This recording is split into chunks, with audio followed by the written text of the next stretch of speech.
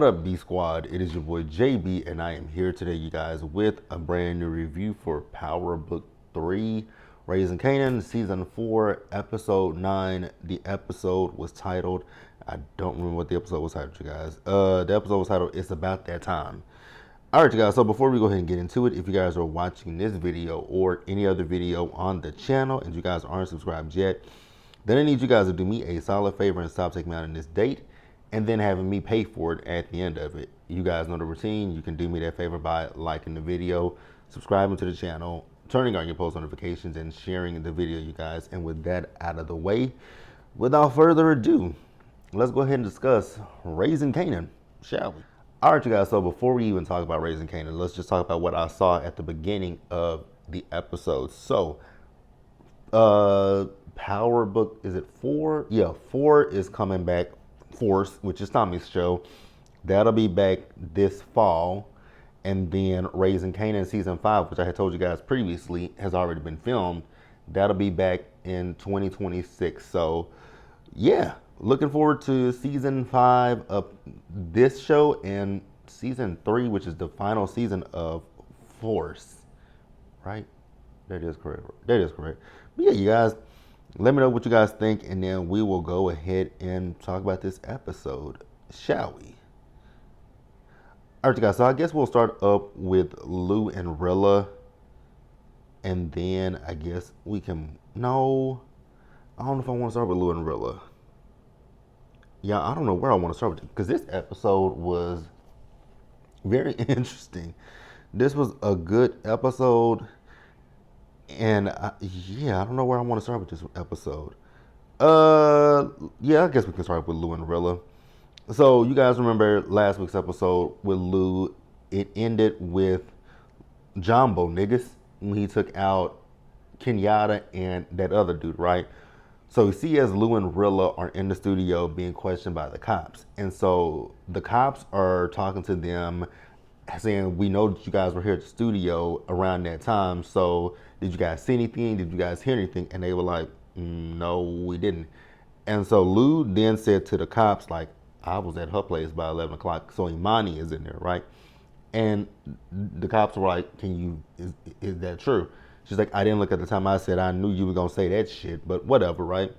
So then the cops are like, because both of y'all, we know both of y'all's past. And I was like, and both of they passed, so what the fuck they got to do with them, right? So then the cops do mention that they found the gun on, I don't know if it was on Kenyatta or the other man, but either way it go, the gun that they found on them had something to, they found out that the gun was linked to the home invasion of Loa. And I'm like, them dumb fools kept the gun? That was smart. That was really smart, but okay, whatever. Not smart at all. You wouldn't try to toss the gun and get rid of it, but whatever, Kenyatta, whatever. So Imani got pissed and she left, and the cops were like, well, if we need to speak to you again, can we get your number from him? She was like, yes, right?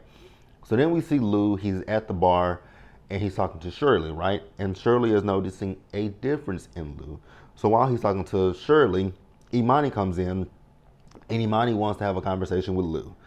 So she sits down with him, and she's upset. She's like, you made me an alibi, knowing damn well you didn't come to my place about 11 o'clock. It was an hour later that you came. He was like, I ain't look at the fucking time. And he's like, and I didn't have anything to do with what happened with them niggas. And so Imani was just like, well, I can't be in a relationship with someone that I don't trust. I said, a relationship? Girl, when did it become a relationship? When did it become a relationship? But okay. Imani can't be in a relationship with somebody that she don't trust. Cool. Peace out, Imani. Like, we really don't give a fuck, right? So she said, I'm done with you. I'm done with the Rilla project and the other two projects that we're doing. And I've told Lowell about this. So then we see as Lowell is talking to Lou and asking Lou, like, what's going on with Imani? Like, she's upset. And then, we hear all this stuff about those two people who were found outside. They had something to do with the home invasion. So Lou was looking at him like, I'm a street nigga, but nigga, that ain't got nothing to do with me, right?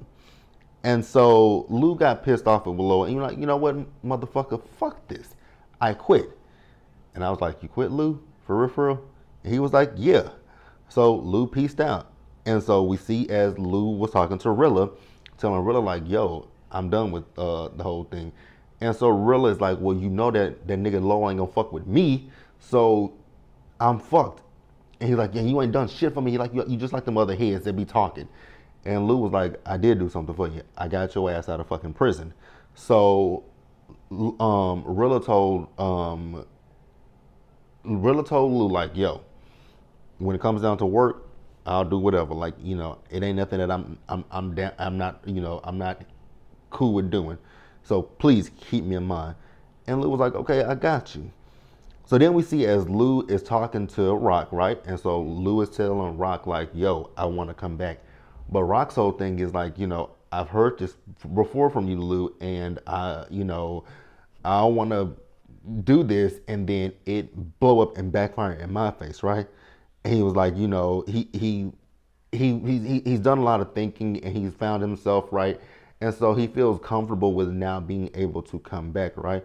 So she told him, okay, if you want this work, I got some work for you. And then we see as they pulled up on Unique, right? I'll explain why they pulled up on Unique a little bit later in the review, you guys. But let us pause here and let's move forward. All right, you guys. So now I guess I'll move on over to Rock, Early, and Rock, Early, Marvin, and Stefano, right? Now we see as Early pulled up on Marvin saying, Marvin, my family knows that you the one that took out Londell. And Marvin's like, I don't know what the fuck you talking about. And he's like, we ain't gonna take this shit laying down. I said, so what are you gonna do, Londell? Inquiring minds wants to know. And even Marvin was like, okay, so what the fuck you gonna do? And Londell didn't do shit. That's what the fuck I thought. I was like, oh, Marvin, I really think this is gonna backfire. Like you guys, this episode, I was like, oh, this is gonna be it for Brother Marvin. I really thought this was gonna be it for Marvin in this week's episode. So, because Marvin is telling not Londell, but Marvin told Early, like, Londell was in a lot of shit, so there are a lot of people who could have wanted to take out, Londell. So after that, we see as Early took his ass on over there to Stefano to have a conversation with Stefano about Marvin. I said, fuck, man. Here we go. Here we go. So then we see as Marvin is trying to get information about Amber, right? So he's outside of Amber's school, and I don't know if that was, it looked like a crossing guard, but it also looked like it could be somebody who works in, child protective services. I feel like that's what that guy was, because he's telling Marvin that, Amber hasn't been to school in about a couple of weeks, and that her foster parents come to the school and say that she's sick, right? So Marvin's like, well, do you have an address on there? He was like, I don't. He was like, well, can you get one from him? He was like, I can't do that. And Marvin pulled out some money and gave him some money. And it was like, can you do it now? So the man was like, I'll be right back, right? And so then we see as he went to the foster home, right? Knocked on the door. Nobody answered. And I was looking at that house. I was like, this is like a crack house. So he knocked again. And then a woman came to the door. He's asking about Amber. He was like, I was cool with her daddy. And she didn't want to give him any answers. And so then the man comes and he was like, again, she's fine, but you get your motherfucking ass off my property before I call the police, right? So then you hear Amber, Uncle Marvin. And so Marvin heard her and Marvin went and kicked that door in, right? So he ran through the kitchen and then there's a door with a deadbolt on it. I said, that's weird for kids. But then I was thinking to myself, I'm like, they got to be holding these kids hostage. And so Marvin kicked the door open, and you see Amber with a baby in her hand. And I was like, oh, so y'all are those type of foster parents who abuse kids. So then the man, he comes at Marvin with a bat, and Marvin takes his piece out and blasts the man. The woman tried to run away, but Marvin shot her too. And so when he was getting ready to leave, he told Amber, like, call the police, tell the police that a tattooed white boy came in here and did this. He said, I'll get up with you later, right? So we see that. Now, we move over to David. Poor David. I saw this coming in the scene, but I didn't expect it to happen in that particular moment. So David is at a gay bar, right? David is dancing with this man. They having a good time. David says, let him go to the bathroom. And so David goes to the bathroom to take a bump, right? Meanwhile, there's a dude in the background. I saw the dude in the background. I said, oh, this gotta be one of Unique's people. And so David go to the bathroom. When David went to the bathroom to take the bump, he also got a bullet to the head. I said, well, fuck. Thank God it was a silencer because I mean, damn, you just blasted him away. But his body, you heard his body thud, and you heard the shell hit the. But okay, and the man just walked out the fucking bathroom. I said, damn, the fuck. So then we see Rock. So Rock went to the warehouse, right? And at the warehouse, this is where she found out that David is dead, right? So she told Marvin that it was Neek, and Neek is trying to pull them into a war. And she said, well, without David, they can't move the product from Hafiz. Y'all, I finally got that man's name. And shout out to everybody in the last video who told me Hafiz's name. Because it was going to continue to be that Afghan brother, but it's Hafiz. Right? Did I say, y'all, dang it, it is Hafiz, right? It is Hafiz. If it ain't Hafiz, then my bad. So she told him that, she has a storage spot that she can store things at until they can figure things out. And then Marv suggests, well, why don't we step to Stefano and see if he has trucks that we can use, right? And so, he said step to Stefano, see if he has trucks that they can use and how hard they can hit Nick, right? So, Rock is asking Marvin, like, that shit with Stefano, like, is it done? He said, yeah, it's done. She said, is it handled your version or my version, right? He said, it's handled God's version. I said, oh, it ain't handled God's version, but okay. So we see as Rock and Marvin are meeting with Stefano, right? And the way that Stefano was talking to Marvin, because they were talking about Neek and the fact that they know that Neek is the one that took out David, and Stefano said something to Marvin. I was like, ooh, Marvin, you not hearing the way he talk? The way he's talking is he knows you had something to do with what happened with Early. And shout out to Monique 69 Ways Johnson. Shout out to you, because I really did forget that scene with Marvin and Early. I don't know how I forgot that scene. Like, I do not know how I forgot that scene, but I forgot that scene. But shout out to you. So Stefano says, okay, we can help you out short term, but I don't want that shit interfering with my business. So you got to find a solution for this long term. But short term will help you. But for the long term, you got to figure that out on your own, right? So Stefano excused Marvin to have a conversation with Rock solo, right? So Stefano, now y'all can correct me if I'm wrong, but I feel like Stefano lied to Rock when he told Rock that Marvin tried to push her out the business. If my memory serves me correctly, wasn't it Stefano who was talking about his lack of trust in Rock and was suggesting that Marvin push Rock out? But y'all can correct me if I'm wrong.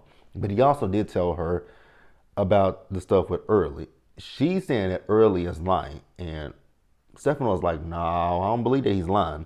Like, I can look at him and I can tell that he was telling me the truth, right?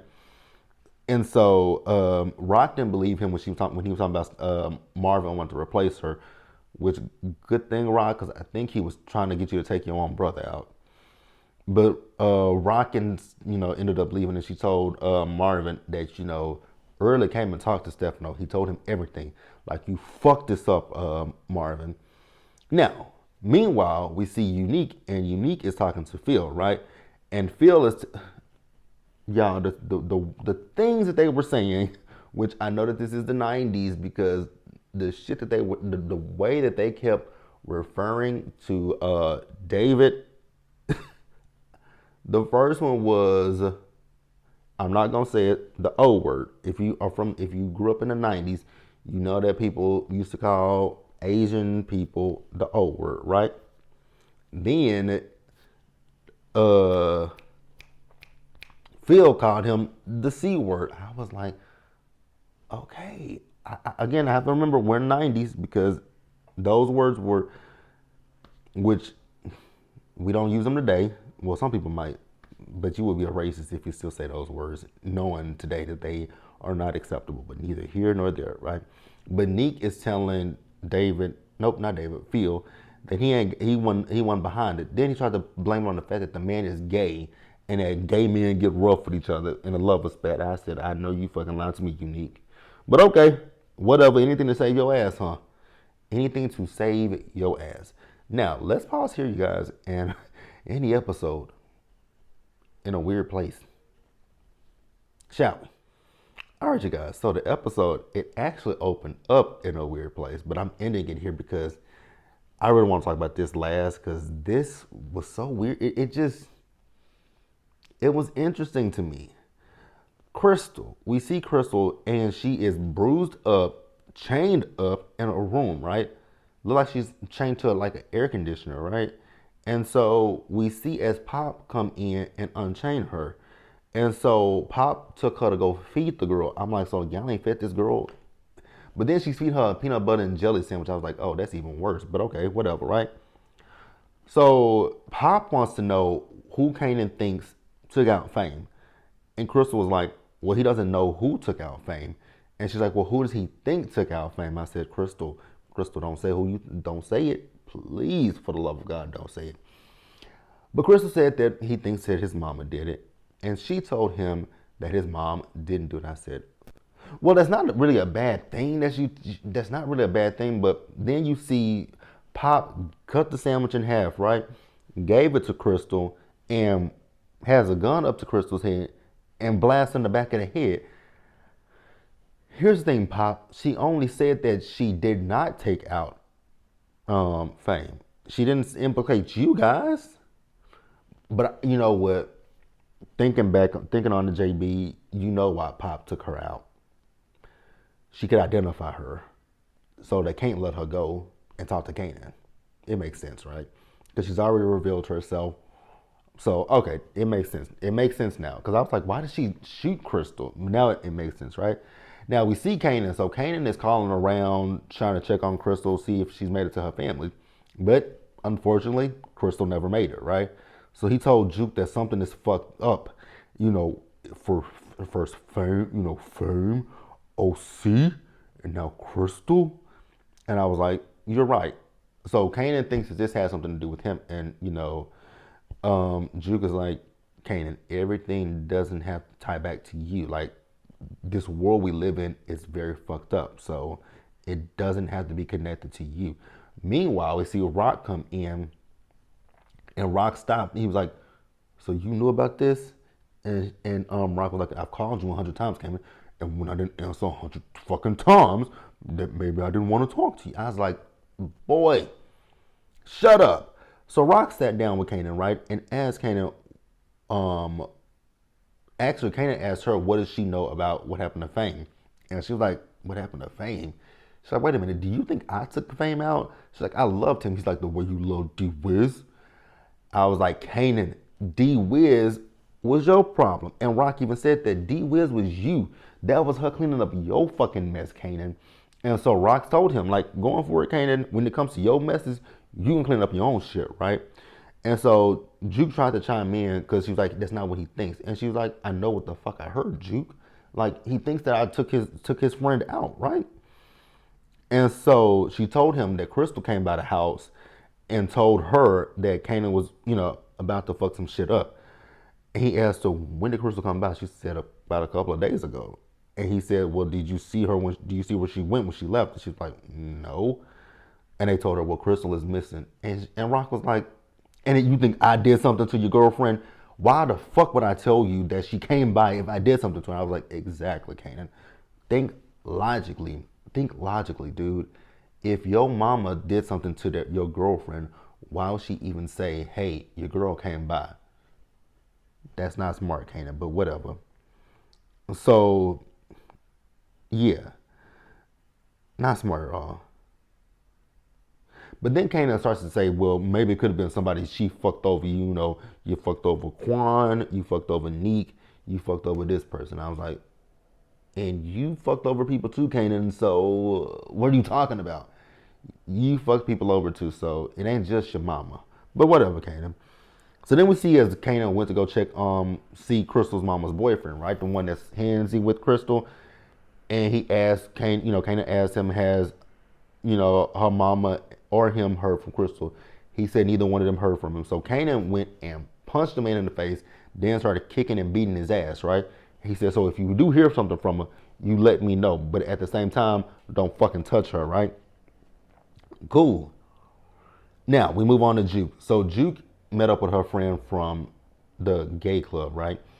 And so the friend is telling her how she has a new girlfriend and how, the cop Garcia, which I don't know how I missed that last week, that the cop that I was talking about the whole entire time was Garcia. Like, I don't know how I didn't catch it that was Garcia. But the friend tells Juke that Garcia, is asking, not really even asking questions about Juke. More so, he's telling her about Juke and her family. And so she gave Juke his card, right? And she's worried about Juke. But Juke is like, I'm fine. So then we see as Juke met up with Aisha, right? And so she asked, Aisha asked Juke what's going on. And Juke is just telling her, like, I enrolled in school, but yeah, that shit wasn't really for me. And so she said, Aisha's like, well, what about you getting away from your family? And Juke was like, yeah, I'm starting to realize maybe my family and I, maybe it's just, what did she say? I guess she's kind of saying that maybe she is like her family, right? In a sense, what she's saying, right? Yep, that's exactly what it is. Maybe she is like her family after all, right? So then we see as Kanan pulled up on Unique to see if Unique knows anything about Crystal, right? And Unique is like, yeah, nah, bro, I don't know nothing about your girlfriend. But then he's like, well, maybe, maybe your mama knows something. I'm like, Rock doesn't know shit. Rock don't know a damn thing. I'm so sick of everybody trying to paint shit on Rock. But the funny thing was, Neek was talking to that man that took out David, right? But Kanan told him, they talking, and then we see as we move back over to Juke and Aisha, right? So Juke and Aisha, they're out on a little date with each other, right? And so Juke asked Aisha, does she have a boyfriend, girlfriend? She told her she was dating this guy from Morehouse who is from New Orleans that wants to be a doctor. And she said, Juke, are you dating anybody? And Juke said, nah, I'm not dating anybody. But, I done been with a couple of people. I was like, a couple? I just remember the girl from the bar. Who else you done been with, Juke? Damn, you getting around, girl. But okay. Now, back to Neek and Kanan. So, like I said, Neek said he didn't do nothing to Crystal or to Fame, right? But Neek did mention to Kanan he knew that Kanan took out Ronnie. And Kanan said, yeah, I took your brother out, and if I could do it again, I would, right? So Neek then tried, like I said earlier, Neek tried to put all this shit on Rock. And again, I'm so sick of them trying to put shit on Rock. So Neek suggests that Kanan and Fame, not Kanan and Fame, but Kanan and Neek will work together, right? Because he feels like that'll, they can make magic together. But Kanan's like, you just trying to fuck with my mama. You trying to fuck with my mother. Which absolutely he is trying to fuck with your mother. So when they left, we saw Kanan leave and Rock was watching him, right? So Neek is talking to y'all. I don't want to be rude and say this, but that dude. So the dude looked like the guy from Notorious that played Biggie. That big guy, he looked like him. I don't know if that's him or not, but that's who he looked like to me. So Neek is talking to him about not wanting to basically make an enemy out of Kanan because of the people that Kanan fucks with, meaning Snaps and Pop. And I'm still thinking to myself, like, why is nobody putting two and two together when it comes to Snaps and Pop? Like, I'm so confused by nobody putting two and two together with Snaps and Pop. Snaps and Pop are the enemy. But, okay, nobody's putting two and two together. Like, I'm just, yeah. So we see as Juke and what's her name? Aisha left the little place that they were at, right? And as they walked out, Garcia is behind Juke, right? So Garcia wants to have a conversation with Juke, and Garcia is telling Juke, like, yeah, I need you to do your civic duty, and then I'll leave you alone. I was like, so you want her to become a rat? Gotcha. Now, we see as Kanan is still looking for Crystal. He's calling the hospitals. No sign of Crystal at the hospital, right? So Juke told Kanan, like, I may know somebody who can help me, but it's going to be a little tricky situation, right? And so Kanan said he going to go see Bonnie and Clyde. And I was like, Kanan, why are you not putting, you of all people, if Unique ain't put two and two together, you should be able to put two and, both y'all actually should be able to put two and two together. Snaps and Pop are the common denominator with everything. Snaps and Pop are the common denominator with everything. Kanan, think logically. You didn't tell Rock that you thought that she's the one that took out Fame. You told Snaps and Pop, who have people at the NYPD that works for them. You ain't think that they are the ones that took her out. And then with Unique, you know for a fact that Kanan works with Snaps and Pop. Why have you not thought that Snaps and Pop were the ones that were backing your brother and Kanan? Why ain't you figured that shit out? Oh my God. When I tell y'all this frustrates me, not frustrates me like that. It just pisses me off because they are so hell bent on making Rock the enemy, and Rock ain't the enemy. Like it's bothersome, right? So we see as Juke went to go see Garcia, right? So when she went to go see Garcia, Garcia told her, yeah, is this your friend? Yeah, they found her dead. I was like, huh. So Kanan went to go see Snaps and Pop. Snaps and Pop, they told Kanan they don't know shit about Crystal, but their NYPD contacts told them who took out Fame. And I'm like, Kanan, 1 + 1, does that equal 2, 3, 4, 5, 6? What does it equal, Kanan? Because you're not making any sense to me. Like, you're not making any kind of sense to me. So they told Kanan that the person who took out Fame is his mother. I was like, Kanan, your mama literally just told you she didn't do it. But y'all know Kanan gon' like, really and truly, like I said, when it comes to Kanan always wants to find any issue. He wants to blame all his issues on Rock. This ain't on Rock. Again, Kanan, your mama has a connection to the NYPD, but so does Bonnie and Clyde here. Why are you not looking at them sideways? Why are you not looking at them sideways? But okay, whatever. Whatever, Kanan. It is what it is. Let me know what you guys thought about the episode, you guys, in the comment section below. Subscribe to the channel, you guys. Turn on your post notifications and share the video, you guys. And until the next time, stay safe. Take care of yourselves, you guys. Wash your hands. Be blessed. And I'll see you guys in the next one. And also, happy Mother's Day to all the mothers out there. Hope you ladies are having a wonderful day. For me, it's just a regular day. And I'm not in the best of moods, but it'll get better. It'll get better. But I'll see you guys in the next video.